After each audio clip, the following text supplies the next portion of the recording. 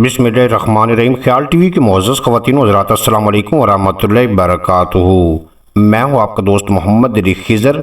कहीं आपके बगीचे में सांप की तवज्जो हासिल करने वाला पौधा तो नहीं है? सांप के बगीचों में पाए जाने की वजह चंद ऐसे पौधे हैं जो इन्हें अपनी तरफ मुतवज्जो करते हैं। सांप का शुमार रेंगने वाले जानवरों में होता है जो अपनी दहशत रखते हैं। हमने अक्सर बगीचों में सांप पाए जाने के वाक़यात सुने हैं, लेकिन क्या आप जानते हैं कि सांप के बगीचे में पाए जाने की वजह चंद ऐसे पौधे भी हैं जो इन्हें अपनी जानिब मुतवज्जो करते हैं? तो आइए जानते हैं कि वो कौन से पौधे हैं। नंबर 1, दयार का दरख्त।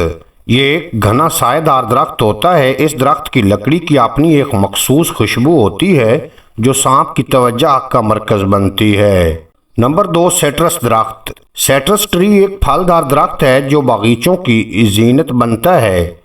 इस दरख्त का फल खाने के लिए मुख्तलिफ परिंदे, चूहे समेत दीगर जानवर भी बागीचों का रुख करते हैं।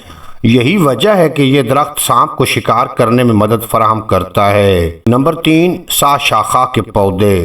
क्लोवर के पौधे छोटे होते हैं जो जमीन पर झाड़ियों की तरह फैल जाते हैं। इस पौधे पर छोटे लेकिन खूबसूरत फूल खिलते हैं और यही पौधा सांपों को पनाह फराहम करता है। इसीलिए इस पौधे में सांप छुप कर रहना पसंद करते हैं। नंबर 4, चंबेली का पौधा।